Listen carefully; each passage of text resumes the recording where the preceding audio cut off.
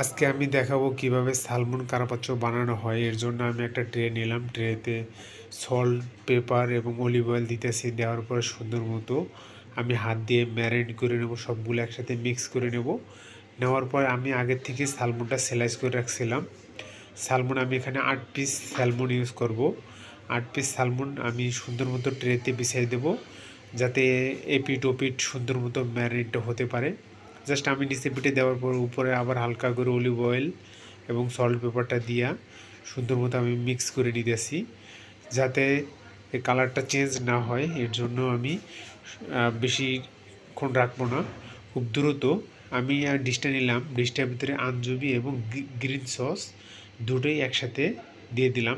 ফার্স্টে আঞ্জবি সস দিলাম, পরে আমি গ্রিন সসটা দিলাম।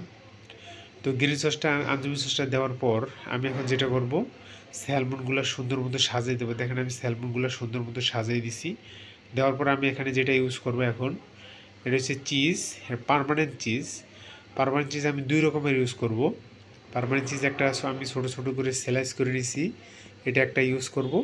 আমি আরেকটা পার্মানেন্ট চিজ, ওটা পাউডার করে নিছি, ওটা ইউজ করব।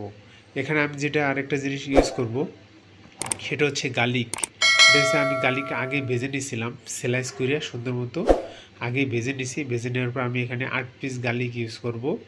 গার্লিকটা দেওয়ার পরে আমি এখানে পাউডার চিজটা ইউজ করব। এখানে আমি পাউডার চিজটা দিয়ে দেবো নিচে সুন্দর মতো একদম মাঝখানে, যাতে এটার উপর দিয়ে না পড়ে। দেখেন আমি পাউডার চিজটা দেওয়ার পরে আমি এখানে যেটা ইউজ করছি, এটা রাইস পেপার।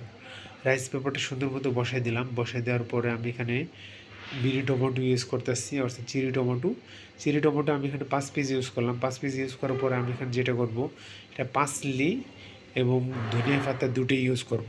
এখানে 5 লিটার দিয়ে দিতেছি, 5 লিটার সুন্দর মতো দিয়ে দিতেছি।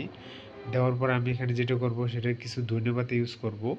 ধনেপাতাটা জাস্ট ফ্লেভারের জন্য এবং গার্নিশের জন্য দুটোই।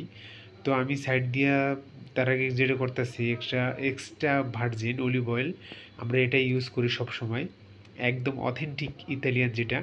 অবশ্যই ভিডিওটা যদি ভালো লাগে লাইক, কমেন্ট এবং চ্যানেলটা সাবস্ক্রাইব করতে পারেন। সবাই ভালো থাকবেন।